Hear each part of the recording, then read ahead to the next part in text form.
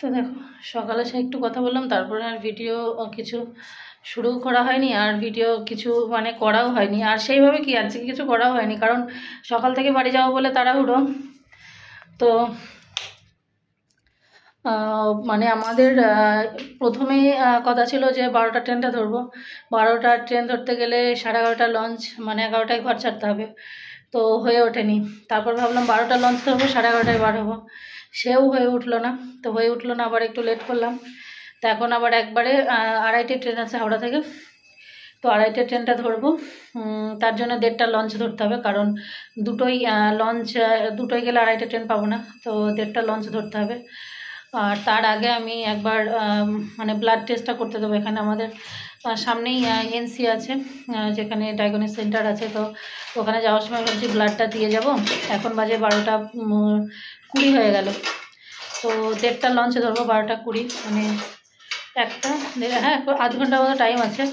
ব্লাডটা দিয়ে যাবো আমাদের ননদের ছেলেকে, মানে এটা স্লিপটা দিয়ে যাব, যে মানে রিপোর্টটা কালেক্ট করে ফোনে পাঠিয়ে দিতে, কারণ ব্লাড টেস্ট অনেক দিন হয়নি, আবার কবে আসবো জানি না। আর ওখান থেকেও আবার ব্লাড টেস্ট ওখানে করতে যাওয়া খুব ঝামেলা হয়। তো যাই হোক, এখানে এখন আমরা সেই জন্য ঘর ছাড়ছি। আর পুরো ঘর দৌড়, এই যে সোফাটা এখানে এরকম থাকলো, ওই যে কভার দেওয়া। আর আমাদের কিছু জামা কাপড় এখানে থাকে, তো ওই ছোট্ট সুটকেসটা আছে, ওখানেই থাকে। সুটকেস বলতে ট্রলি। আর সেইভাবে তো ঘরে কিছু নেই, পরবর্তীতে বাস করলে ঘরে লাগবে, সব কিছুই থাকা হয় না বলে কিছু নেই। ঘর দূর সব কিছু এই যে গোছগাছ করে নিয়েছি। আর বাইরেও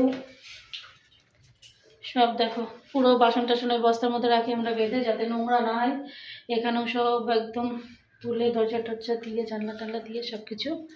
এখন আমরা বাড়াবো, আর টাইম নেই। তো চলো, আবার ট্রেনে যদি কিছু পারি শেয়ার করবো, আর না হলে আবার তো দেশে তো সে ভিডিও আবার নতুন করে শুরু হবে। তো দেখো এসে এখানে বিলটা করে নিলাম, এবার বিলটা করে ব্লাডটা দেব। তো এক দাদা ভাই আমার ভিডিওতে বারবার কমেন্ট করে যে হাতে টিটেনাস ইঞ্জেকশান মানে দেওয়ার জন্য, সেটা আপলোড করতে। তো টিটেনাস ইঞ্জেকশান কখন দেয়? কোনো কাটা ছেঁড়া মানে ঘা পচড়া কিছু হলে, মানে যাতে ইনফেকশান না হয়, সেপটিক না হয়, সেই জন্য তো টিটেনাস ইঞ্জেকশানটা দিয়ে দেওয়া লাগে, তাই না? তো টিটেনাস ইঞ্জেকশানের ভিডিও তো আমি আপলোড করতে পারিনি, তো হাতে যে ব্লাড নিচ্ছিল সেটাই ভাবলাম একটু শেয়ার করে নিই। এটাও তো যেহেতু আমি রক্ত তরলের ওষুধ খাই, তো ব্লাড পাতলা থাকে সবসময়। মিনিট 5 হাতটা ভাঁজ করে রাখতে হবে, তবে ছাড়তে হবে। টাটা কলকাতা, আবার হয়তো পুজোর ছুটিতে তারা হবে, হয়তো আর আসা হবে না।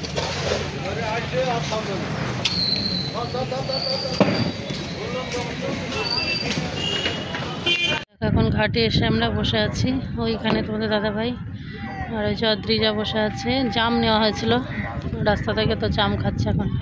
আর আকাশ দেখো মুখ ভার করে আছে,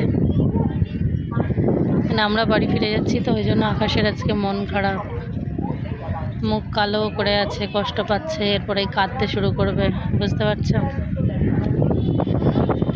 তো আমরা লঞ্চ এর আগেরটাই পেতাম, আমরা আসার পরে লঞ্চ ছেড়েছে, কিন্তু কি আমাদের ট্রেন হচ্ছে হাওড়া থেকে 2:30। এবার হাওড়া স্টেশনে গিয়ে তো জানো যে বসা টসা সেইভাবে জায়গা থাকে না, তো ভাবলাম এখানেই গঙ্গা নদীর তীরে একদম এখানেই বসে বসে হাওয়াটা খাই, বেশ ঠান্ডায় এখানেই বসি, ভালো লাগবে। তো সেই জন্য আমরা 1:30 লঞ্চ ধরবো, 1:30 লঞ্চ গিয়েও 2টোয় পৌঁছাবো, তারপর 2:30।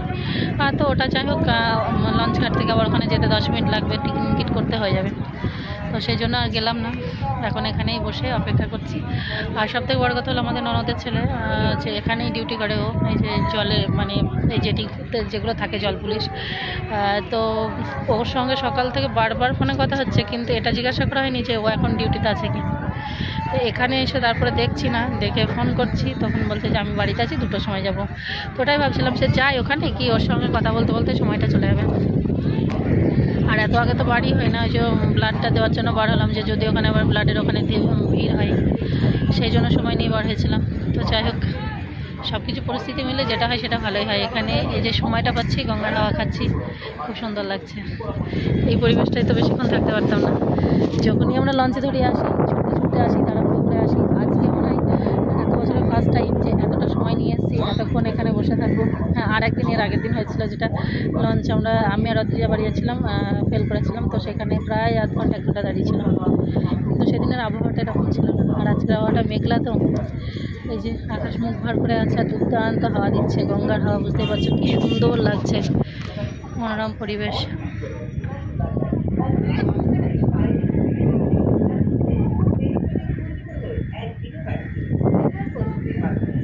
তো অপেক্ষার পর চলে এসছে আমাদের লঞ্চ, আর আমরা যাব এখন হাওড়া স্টেশন। লঞ্চ চলে এসছে, অদ্রিজা।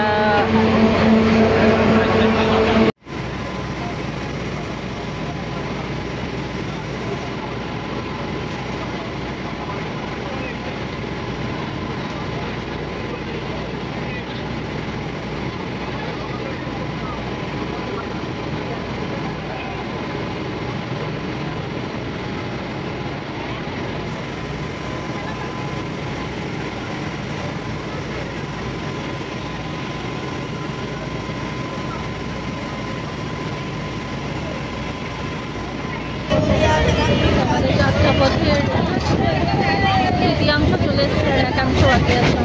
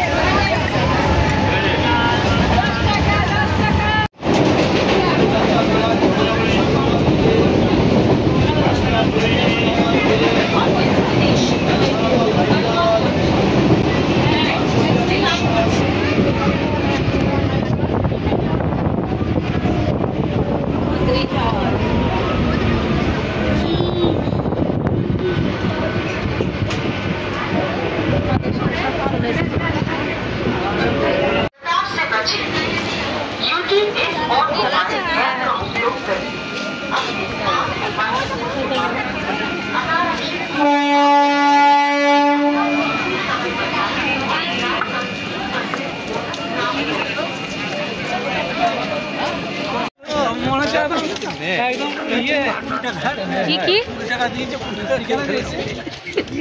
আমরা তো 20 টাকা করেও খাইনি, তাহলে আমাদের কাছে টাকা নেই, 2 টাকা করে ভাগ হয়েছে, 10 টাকা টাকা নেই মানে ক্যাশ টাকা নেই সঙ্গে, তো 3 জনের কাছে 20 টাকা করে ছিল, আমরা ওটাই খেয়েছি ট্রেনে, যা হয়েছে আর কি, ভালোই হয়েছে। আমরা একটা করে ঘুগনি খেয়েছি।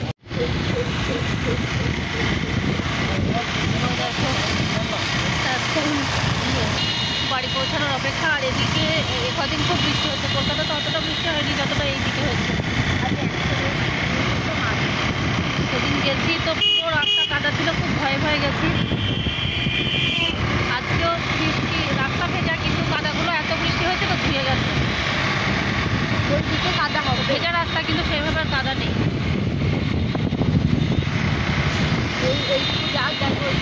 কলকাতা থেকে বাড়ি ফিরলাম, বাড়ি ফিরতে ফিরতে আপনাদের দিদিভাই কাজ করছিল, তা কাজ করতে করতে হঠাৎ অসুস্থ হয়ে গেল।